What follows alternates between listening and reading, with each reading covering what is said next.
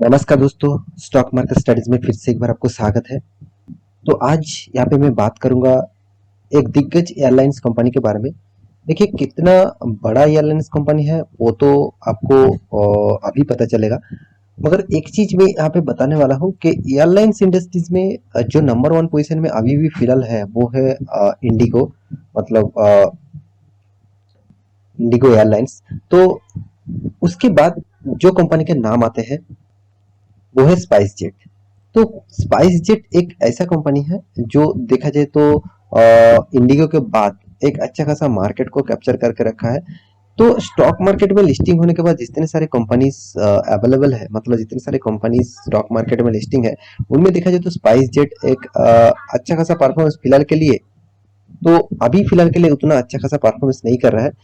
तो फिर भी आज के दिन इस कंपनी के ऊपर करीबन 3.5% से भी ज्यादा जंप देखने को मिला और एक जबरदस्त रैली यहाँ पे आज के दिन देखने को मिला। देखिए कि ट्रेडर लोग जो है वो मार्केट को अप्स एंड डाउन मूवमेंट में लेके जाते हैं और इस तरीके से अप्स एंड डाउन देखकर आप निवेश मत करिएगा और पैनिक होते होकर बेच भी मत दिए, मतलब जाइएगा, क्योंकि यहाँ पे आपका ही लॉस होगा। तो यहाँ पे जितने सारे दोस्त इन्वेस्ट करके रखे हैं उसके लिए इस वीडियो बहुत इंपॉर्टेंट होने वाला है। और जितने सारे दोस्त सोच रहे हैं कि इतना अच्छा खासा रैली हो रहा है तो मैं भी निवेश कर दूं, तो आपके लिए भी इस वीडियो बहुत इंपॉर्टेंट होने वाला है। तो चलो पूरा डिटेल्स यहाँ पे देख लेते हैं कौन सा वो न्यूज है और किसके लिए इस तरीके से अपडेट्स यहाँ पे आते रहते हैं, मतलब अपडेट्स यहाँ पे आया हुआ है। तो उसके बारे में जानने से पहले वीडियो को पूरा देखिए और अभी तक आपने इस चैनल को सब्सक्राइब नहीं किया तो जरूर सब्सक्राइब कर लेना, क्योंकि आपको daily basis stock market information and update चाहिए तो इस चैनल में बने रहिए। तो चलो और देख लेते हैं आज के स्टॉक का डिटेल्स के बारे में। तो सबसे पहले मैं चार्ट पैटर्न के ऊपर आ चुका हूँ। तो यहाँ पे चार्ट पैटर्न आपको देखकर ही लग जाएगा कि आज कुछ स्पेशल कुछ हुआ है, तो इसीलिए इस तरीके से शानदार एक रैली देखने को मिला। तो करीबन 4% तक तेजी था और थोड़ा सा रिकवरी हो चुके हैं, तो फिर भी देखिए आप ओवरऑल बात करूँ 4.5% तक तेजी यहाँ पे देखने को मिला। उसके पीछे जो रीजन है, चलो वो रीजन के बारे में सबसे पहले बात कर लेता हूँ। आप रीजन नीचे आकर पूरा डिटेल्स में देख सकते हैं, जितने सारे रीजन यहाँ पे लिखा गया है। तो मैं एक वेबसाइट के ऊपर जाकर आपको पूरा डिटेल्स दिखा देता हूँ। तो वेबसाइट का नाम जो है तो फाइनेंशियल एक्सप्रेस, इस फाइनेंशियल एक्सप्रेस वेबसाइट के ऊपर जाकर आप पूरा डिटेल्स चेकआउट कर सकते हैं। तो यहाँ पे चलो वो न्यूज क्या पब्लिश किया वो देख लेते हैं। यहाँ पे देखिए जो बताया जा रहा है कि स्पाइस जेट में थोड़ा सा और जूम कर दे, चलो अब ठीक है। तो स्पाइस जेट यहाँ पे देखिए सेटल्स 24 मिलियन फाइनेंशियल डिस्पट। तो जो 24 मिलियन फाइनेंशियल डिस्पच जो था विथ क्रेडिट स्विस। तो कंपनी ने जो लोन लिया था, मतलब जो क्रेडिट लिया था, देखिए बिजनेस चलाने के लिए हमेशा लोन लेना ही चाहिए। वो बैंक से भी लेते हैं, कोई एनबीएफसी से भी लेते हैं, साथ ही साथ कोई इन्वेस्टर के पास से भी लेते हैं। तो इस तरीके से लोन लेना मन का मतलब मान के चलिए बिजनेस के लिए लोन लेना पड़ता है। तो स्पाइस जेट ने क्या किया, जब खराब सिचुएशन था मार्केट में, तो जब कोरोना के लॉकडाउन स्टार्ट हुआ था, फर्स्ट लॉकडाउन जब स्टार्ट हुआ था मार्च के एंडिंग में, तो आप सब जानते हैं किस तरीके से लॉकडाउन के कारण टोटली बिजनेस इस कंपनी को मतलब एयरलाइंस कंपनी को, जितने सारे एयरलाइंस कंपनी का सारे के सारे बिजनेस कितना टोटली बंद हो गया था। सिर्फ एयरलाइंस नहीं, बहुत सारे इंडस्ट्रीज का बिजनेस, 80% इंडस्ट्रीज का बिजनेस पूरा खत्म ही हो गया था। और खत्म मतलब पूरा का पूरा बर्बाद हो गया था। तो फिर से वो रिकवरी किया। सिर्फ के सिर्फ आईटी सेक्टर और कुछ ही गुने चुने सेक्टर है जिसको फायदा मिला। तो यहाँ पे देख सकते हैं 24 मिलियन जो फाइनेंशियल जो इसका जो डिस्पैच था वो टोटली क्रेडिट जो था अभी स्विच कर दिया गया है। तो चलो वो देख लेते हैं कौन सा वो यहाँ पे न्यूज है। आप देख सकते हैं स्पाइस जेट के बारे में, आप सभी जानते हैं, शायद आपने फ्लाइट में सफर किया होगा तो स्पाइस जेट में भी शायद किया होंगे। तो आपका एक्सपीरियंस कितना कैसा रहे हैं मुझे कमेंट करके जरूर बताना। आप जितने सारे दोस्त स्पाइस जेट के ऊपर मतलब सफर किया है। तो यहाँ पे देख सकते हैं लो कॉस्ट कैरिड सबसे ज्यादा लो कॉस्टिंग एक्चुअली स्पाइस जेट में देखने को मिलेगा। इंडिगो में आप सफर करेंगे तो ज्यादा प्राइस रेंज है। तो SpiceJet on Thursday it said that it has arrived at an in principle commercial settlement. तो प्रिंसिपल कमर्शियल जो सेटलमेंट था और $24 मिलियन का with Credit Suisse in the 24 million dispatch between the two parties, मतलब दो party के पास में, पहले आपको बता चुका हूँ, बैंक से, एनबीएफसी से, कोई पार्टी से लोन लिया जाता है मार्केट को, बिजनेस को बढ़ाने के लिए, बिजनेस को सस्टेनेबल करने के लिए। तो यहाँ पे कोई बैंक से नहीं लोन लिया गया था, वो पार्टीज से लोन लिया गया था। तो पार्टीज को, दो पार्टी को, यहाँ पे कितना पार्टी के ऊपर लोन लेके रखा है स्पाइसजेट वो तो यहाँ पे पता नहीं, मगर यहाँ पे दो पार्टी को यहाँ पे लोन प्रोवाइड, जो मतलब लोन जो लिया था उसको डिस्पैच किया, मतलब पेमेंट किया $24 का, 24 सॉरी मिलियन डॉलर का पेमेंट किया। देखिए कोई छोटा मोटा अमाउंट नहीं है, 24 मिलियन मतलब आप मान के चलिए अराउंड 240 करोड़, 240 करोड़ का टोटल यहाँ पे ओवरऑल पेमेंट किया। कोई छोटा मोटा अमाउंट नहीं पेमेंट किया, अच्छा खासा अमाउंट का यहाँ पे पेमेंट हुआ। देखिए with regard to the dispatch pending between Credit Suisse and SpiceJet, we would like to inform that the uh, parties have now reached an in principle commercial settlement।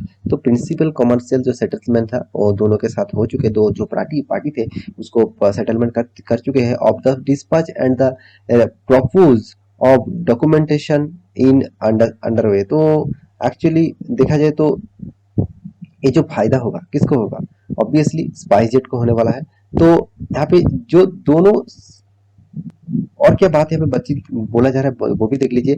The settlement with the credit Suisse follow SpiceJet successfully settlement with the Havilland aircraft and Canada of Canada and Beijing में, और aircraft lessors CDB aviation and Avolon. तो ये दोनों ये SpiceJet spokesperson said, मतलब स्पाइसजेट ने कहा है, ये दोनों कंपनी ने यहाँ पे अच्छा खासा एक हेल्पिंग किया। तो इस दोनों कंपनी के ऊपर वो ऑब्वियसली शुक्रमंद है, क्योंकि कंपनी के ऊपर 24 मिलियन का जो क्रेडिट इशू किया गया था वो अच्छा खासा ऑब्वियसली कंपनी के लिए जरूर फायदेमंद ही होगा।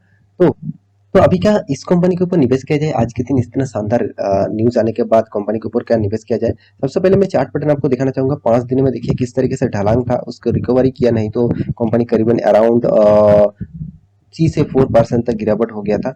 और एक मंथ में तो 5% तक गिरावट, और 6 मंथ में 25% तक गिरावट। कितना जबरदस्त गया। मानता हूं मैं कोरोना के सिचुएशन में इस तरीके से गिरावट मतलब लाजमी था, मगर यहाँ पे तो अलग चीज हो गया। हम मतलब अन सिचुएशन में भी देखिए 25% तक गिरावट कंपनी दिखा रहा है। एक साल में देखिए, एक साल में 22% तक, 5 साल में करीबन 57% तक, मतलब आपका फंड तो गया। करीबन 57% का लॉसेस, मैक्सिमम चार्ट पैटर्न दिखा दूं फिर भी 57% का लॉसेस। तो ओवरऑल आप स्टार्टिंग से इस कंपनी के ऊपर निवेश करके रखे तो आपका फंड 50% लॉसेस में चल रहा है।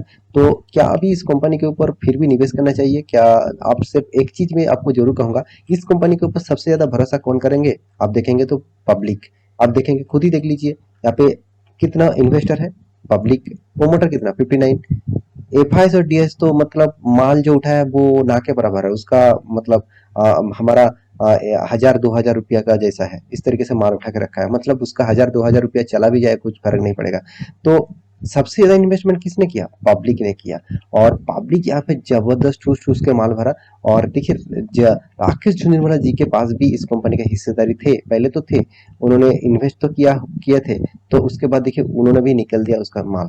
तो यही बात मैं आपको बार बार बोलता रहता हूँ कि अगर आप स्टॉक मार्केट के ऊपर निवेश करते हैं तो जितने बड़ा इन्वेस्टर उस कंपनी के ऊपर बने हुए हैं तो उसको आप एक बार फॉलो भी कर लीजिए, क्योंकि देखिए वो कहाँ कब निकल जा रहा है, कब इन्वेस्टमेंट कर रहा है, मगर कुछ तो पॉजिटिविटी उसको सोची तो देखिए वो निवेश क्या, देखिए वो तो कोई छोटा मोटा निवेश नहीं है। 1.67% का हिस्सेदारी, मतलब आप समझ लीजिए कितना करोड़ों का इन्वेस्टमेंट उन्होंने किया है।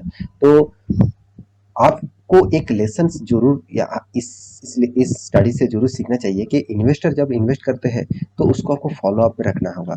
तो बार बार आप फॉलो अप में रखेंगे तो एक अच्छा खासा आपको रिजल्ट जरूर मिलेगा, जो मैं करता हूँ। देखिए मैं इस तरीके से फॉलो अप जरूर करता हूँ, मगर फॉलो अप करने का मतलब ये नहीं कि कल जाके उन्होंने जो स्टॉक के ऊपर निवेश किया है मैं भी निवेश कर देता हूँ, इस तरीके से मैं कभी नहीं करता। मैं उसको फॉलो अप करता हूँ, उस कंपनी के ऊपर डिटेल्स में स्टडी करता हूँ, उसके बाद मुझे लगता है हाँ क्या अभी निवेश करना चाहिए, तब मैं निवेश करता हूँ। तो यहाँ पे देख सकते हैं कंपनी अभी कभी भी आपको प्रॉफिट नहीं दिया, सारे के सारे लॉसेस दिया, और कंपनी का प्रॉफिट रेशियो, सेल्स रेशियो सारे के सारे नेगेटिव में है। और एक चीज यहाँ पे जरूर आपको दिखाऊंगा, कंपनी देखिए, मानता हूँ मैं कोरोना का सिचुएशन 2020 में हुआ, फिर भी देखिए 2020 से पहले 19 में भी लॉस किया था, कंपनी 2015 में भी लॉस किया, 14 में भी लॉस किया, 13 में भी लॉस किया, 12 में भी लॉस किया। मतलब कंपनी बीच-बीच में थोड़ा-थोड़ा करके प्रॉफिट कर रहा है और बाकी टाइम पीरियड में कंपनी जबरदस्त लॉस करते जा रहा है।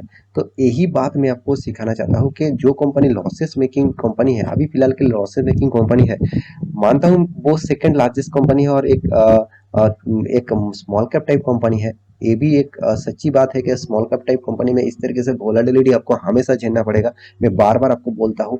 तो आप इस कंपनी के ऊपर निवेश करके रखे हैं तो थोड़ा सा संभल के खेलिएगा, क्योंकि बहुत पैनिक सिचुएशन क्रिएट कर सकते हैं स्पाइस जेट। और स्पाइस जेट जिस तरीके से काम कर रहे हैं, मेरे हिसाब से फ्यूचर में कितना ग्रोथ होगा वो तो बात की बात है। फिलहाल के सिनेरियो में बहुत नेगेटिविटी इशू देखने को मिला, क्योंकि देखिए कंपनी के हाथ में तो कैश तो बहुत कम है, मगर कंपनी का कर्जा बहुत ज़्यादा है और कंपनी के एनुअली इनकम नेगेटिव में है।